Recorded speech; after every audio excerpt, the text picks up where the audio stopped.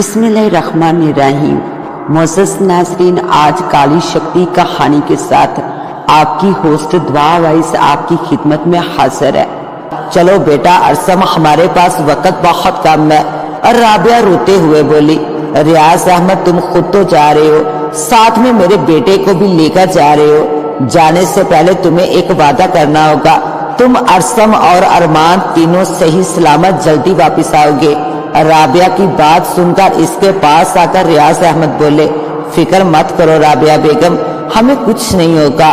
और हाँ, मैं तुमसे सच्चा वादा करता हूँ, हम तीनों बाखरियत वापस आएंगे और आते ही अरमान और इरम की शादी बहुत धूमधाम से करूंगा इंशाल्लाह। अरसम बेटा कार जरा तेज चलाओ, हमारे पास बस 5 घंटे हैं। जल्दी से पहले मुझे बुजुर्ग हजरत साहब के पास ले चलो।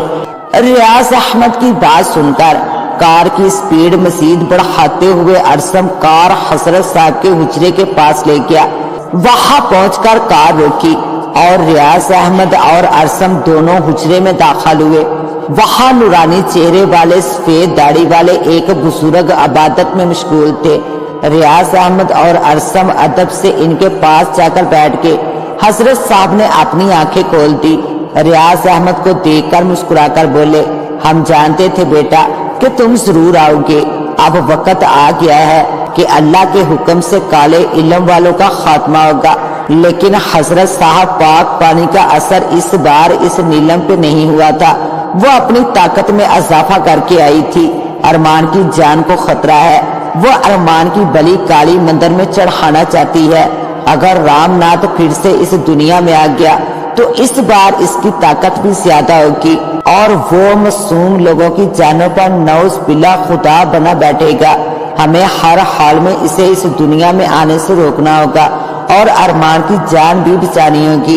रियाज अहमद की बात सुनकर हजरत साहब बोले, फिक्र मत करो बेटा, ये काली डोरी अपने और अपने बेटे के हाथ में बांध दो और ये तीसरी डोरी लो और अरमान बेटे के हाथ में वहां पहुंचते ही बांध देना। अरमान अपने होश में आ जाएगा। इस डोरी की वजह से वो डायन तुम लोगों का कुछ बुरा नहीं चाह सकेगी। और हाँ, काली मंदिर में एक त्रिशूल होगा काली की मूर्ति के हाथ में, वो त्रिशूल इसके दिल में मार देना।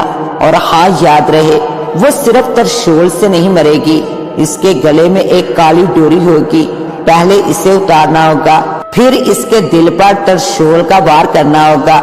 अरसम झट से हजरत साहब की बात सुनकर बोला, और वो मालिक का खात्मा कैसे होगा? वो भी तो काली शक्तियों का आमिल है। हजरत ने जवाब दिया, इसने अपनी सारी काली शक्तियां इस काली डोरी में डाल ही दी और वही काली डोरी इस डैन के गले में है, जिसकी वजह से इस पाक पानी का असर इस पर नहीं हुआ। तुम लोग जाओ, वक्त बहुत कम है और उस डायन का खात्मा करने के बाद वहां एक लम्हा न रुकना। अगर वहां रुके तो जान का खतरा हो सकता है, क्योंकि रामनाथ की रूह वहां कैद है। नीलम के अंदर रामनाथ की शक्तियां हैं। नीलम के मरते ही वो जगह यानी काली का मंदिर एक धमाके के साथ टूट जाएगा। मेरी बात अच्छी तरह समझ के ना, जाओ और बुराई का खात्मा करके आओ।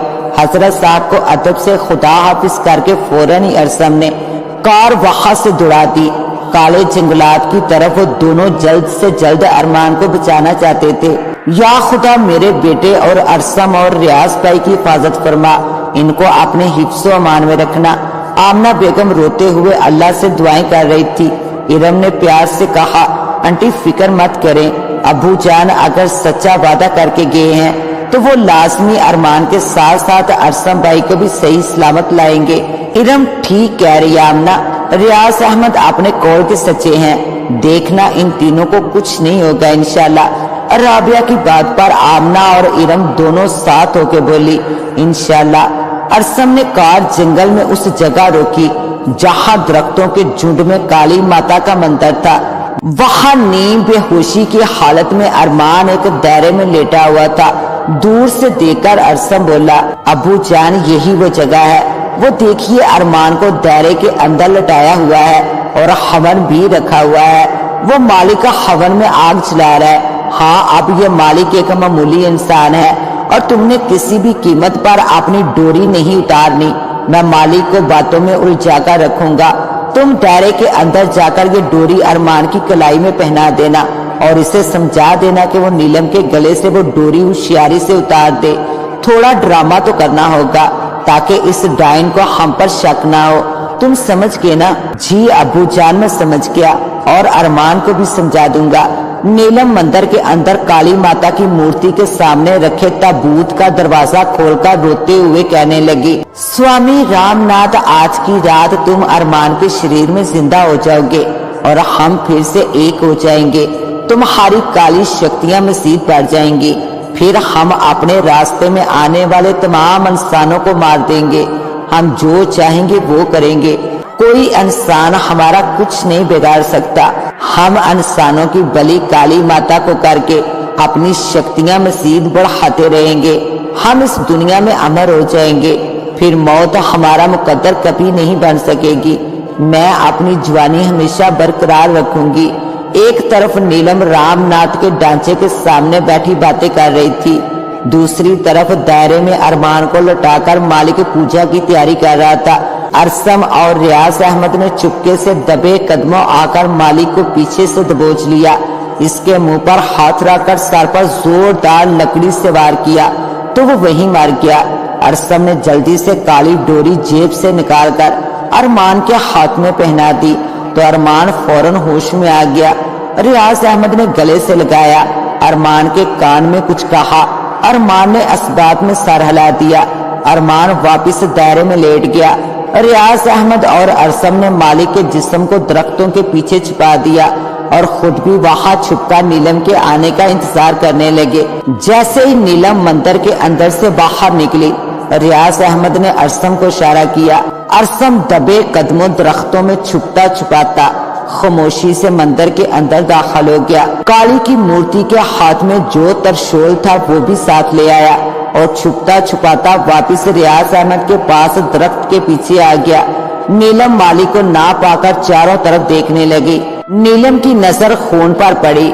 नीलम जोर से चीखी और बोली, मालिक मालिक मालिक, तुम कहाँ हो? ये यकीनन रियाज अहमद और इसके बेटे का काम है। मैं भी देखती हूँ कौन मुझे ये पूजा करने और अरमान की बलि चढ़ाने से रोकता है। नीलम हवन की आग में घी डालकर कुछ पढ़ने लगी। पढ़ते पढ़ते अरमान के मुंह के करीब अपना मुंह लेकर गई तो फौरन अरमान ने नीलम के गले में पड़ी डोरी को खींच लिया। नीलम इस अचानक हमले के लिए हरगिज तैयार न थी। डोरी को आग में फेंककर अरमान बोला, जा डैन, आज तेरी सारी शक्तियां इस हवन में जाकर भस्म हो जाएंगी। नीलम गुस्से से चीखती हुई बोली, ये तूने क्या किया अरमान? मेरी डोरी हवन की आग में फेंककर तूने अपनी मौत को दावत दी है। मैं तुझे जान से मार डालूंगी। मेरी शक्तियां अभी खत्म नहीं हुई। ये तो मालिक की काली शक्तियां थी। अभी मेरी शक्तियां तो अपनी जगह बाकी हैं। मेरी शक्ति से तुझे कौन बचाएगा? अरमान, तेरी मौत तो मेरे पति की जिंदगी है। तुझे मरना ही होगा।